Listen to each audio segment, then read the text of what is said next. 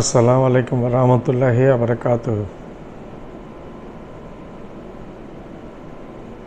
BNP জামাতকে ক্ষমতায় কি আসার জন্য পরোক্ষভাবে এবং প্রত্যক্ষভাবে কি সহজ করে দিচ্ছে জামাতের ক্ষমতায় আসার?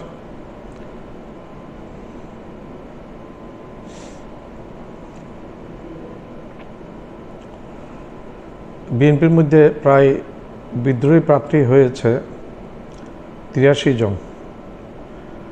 নিজের পায়ে নিজে কুড়াল মারবে এরা বিএনপির। এটা তাদের দোষ না।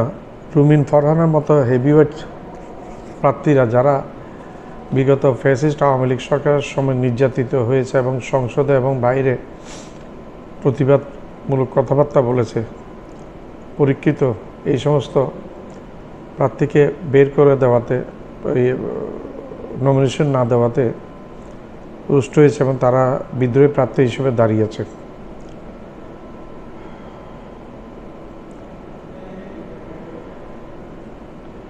বিএনপির আরেকটা কৌশল হতে পারে, হেভিওয়েট প্রার্থী বা স্বতন্ত্র প্রার্থীরা হয়ে জিতবেন, পরে বিএনপিতে নিয়ে আসবেন, সেটা হচ্ছে পরের কথা। এই কৌশলে বিএনপির গলায় কাটা বেঁধেছে বিদ্রোহী প্রার্থীরা, এখন বিএনপির জন্য গলার কাটা।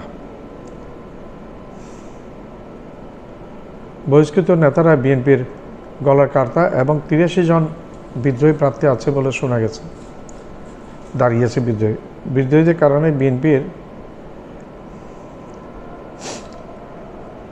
খুব ক্ষতি হয়েছে, অলরেডি হয়েছে এবং হবে ভবিষ্যতে। এটা জামাত সুবিধা পাবে।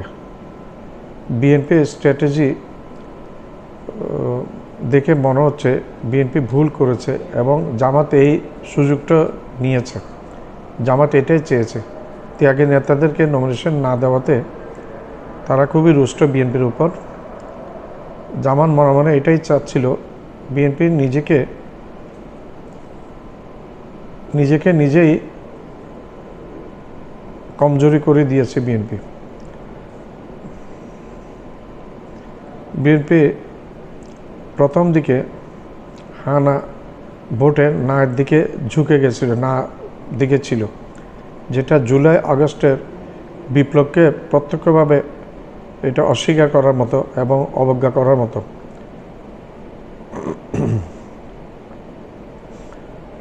এটা জেনজি কিন্তু ভালোভাবে এটা নিবে না, বাংলাদেশের মানুষ এটা ভালোভাবে নিচ্ছে না, কারণ ফ্যাসিস্ট হাসিনাকে তাড়িয়ে দিয়েছে গত ২০২৪ সালে জুলাই আগস্টের বিপ্লবের মাধ্যমে ছাত্ররা।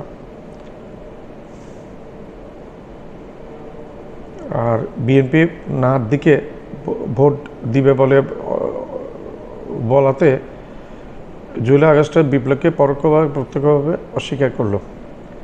২৯২ জন বিদ্রোহী প্রার্থী শোনা যাচ্ছে, ৮টি দিয়েছে শরিকদেরকে।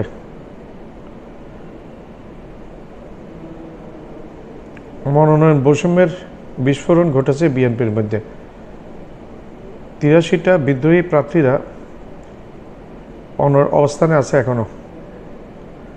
প্রার্থীটা প্রত্যাহার করার দিন চলে গেছে, যার কারণে তারা তাদের নাম এবং মার্কও ব্যালট পেপারে চলে আসবে ৩০ জন প্রার্থীর। প্রাজ্ঞতার দিকে বিএনপি তথা তারেক জিয়া,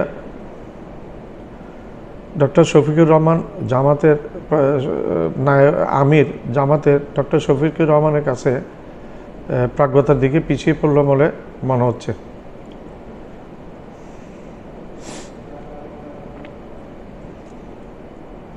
বিদ্রোহী ৮৩ জন বিএনপির প্রার্থী, এরা কমপক্ষে 20% ভোট কেটে নিবে। এতে জামাতের লাভ হবে। জামাত এই স্বপ্ন দেখছিল মনে মনে, বিদ্রোহী ৮৩ জন বিএনপি বিদ্রোহী প্রার্থী, তারা 20% ভোট নিয়ে নিবে। এখানে জামাতের লাভটা হচ্ছে। এখন ব্যালট পেপারে ৯৮ জন বিএনপি বিদ্রোহী প্রার্থীর নাম থাকবে বলে শোনা যাচ্ছে, আছে এবং থাকবে বলে শোনা যাচ্ছে, যেহেতু প্রার্থীরা প্রত্যাহার করার সময় এখন আর নেই। যে ভোট আছে ৪ কোটির ভোটার আছে বলে শোনা যাচ্ছে, তারা কিন্তু সিদ্ধান্ত নিবে, সঠিক সিদ্ধান্তই নিবে। তারা হাসিনাকে ভাগিয়ে সঠিক সিদ্ধান্ত নিয়েছে, ডক্টর মোহাম্মদ ইউনূসকে নির্বাচিত করে সঠিক সিদ্ধান্ত নিয়েছে। সেরকম সঠিক সিদ্ধান্ত যদি তারা নেয় তাহলে 90% ভোট জামাতের দিকে চলে আসবে। জেনজির 4 কোটি না হোক 3 কোটি ধরি আমি, 90% ভোট জামাতের দিকে চলে আসলে কী হাল হবে বুঝতে পারছেন আপনারা? তারা কিন্তু ফ্যাসিস্ট হাসিনাকে বিতাড়িত করেছিল। বিএনপি না ভোটে প্রথম দিকে মতামত দিলেও এখন আবার হ্যাঁ ভোটের দিকে চাপে পড়ে ভিড়ছে। জেনজি এই সিদ্ধান্ত কিন্তু ভালোভাবে নিচ্ছে না এবং নেবে না। এতে সব কিছুতে মনে হয় জামাতের ভোটটা বিএনপি বুঝে হোক না বুঝে হোক নিজে পায়ে কুড়াল মেলে জামাতকে নির্বাচনে জিতার দিকে এগিয়ে দিচ্ছে।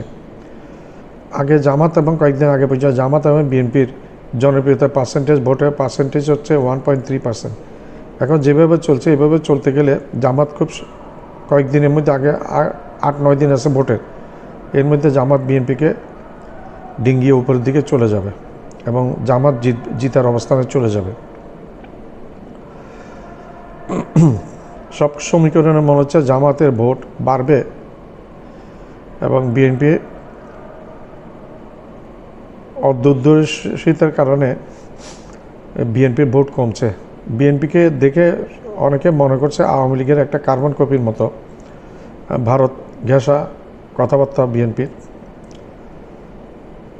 এবং মানুষ সেটাই বিশ্বাস করতে শুরু করেছে। সেটাই বিএনপির জন্য বিপদের কারণ হয়ে যাচ্ছে। কারণ মানুষ ভারতের বিগত হাসিনা সরকারকে ভারতের 15 বছর একেবারে সহযোগিতা করে গদিতে রাখা, এটা মানুষ ভালোভাবে গ্রহণ করে নেয়। ভারতের উপর বিরক্ত, ভারতের সরকারের উপর বিরক্ত বাংলাদেশের মানুষ। প্রথম দিকে জামাত শক্ত অবস্থানে ছিল না, কিন্তু সমীকরণ এখন যা দেখা যাচ্ছে বদলে গেছে পুরা। জামাতের দিকে বাতাস ঘুরছে দিয়ে বাইরে। 15 থেকে 20% ভোট যদি বিদ্রোহীরা কেটে নেয় তাহলে সেখানে বিএনপির এবং বিদ্রোহীদের জিতার সম্ভাবনা কম থাকবে। মধ্যে পরে জামাত শরিকদেরকে নিয়ে জিতে যাবে। আমার আরও মনে হচ্ছে কেন জানি নির্বাচনে আস্তে আস্তে বিএনপি আরও কিছু ভুল সিদ্ধান্ত নেবে বিএনপির অদূরদর্শী সিনিয়র নেতাগুলোর কারণে, এবং সেটাতে জামাতের ভোট আরও বেড়ে যাবে, বিএনপির ভোট আরও কমে যাবে। আর হ্যাঁ না ভোটে হ্যাঁ ভোট অবশ্যই জিতবে, যেটাকে আর অস্বীকার করার উপায় থাকবে না। এটা বৈধতা দিয়ে দিবে জুলাই আগস্টের বিপ্লবকে, এই হ্যাঁ ভোটটা। তখন এটাকে কোনো সরকার ইগনোর করে যেতেই পারবে না, যাওয়া সম্ভব হবে না। আমার চ্যানেলটা লাইক করবেন, শেয়ার করবেন, সাবস্ক্রাইব করবেন, বেল আইকনটা প্রেস করবেন, সাবস্ক্রাইব করতে ভুলবেন না। আবার বলছি, আমার চ্যানেলটা লাইক করবেন, শেয়ার করবেন, সাবস্ক্রাইব করবেন, বেল আইকনটা প্রেস করবেন, সাবস্ক্রাইব করবেন, সাবস্ক্রাইব করতে ভুলবেন না।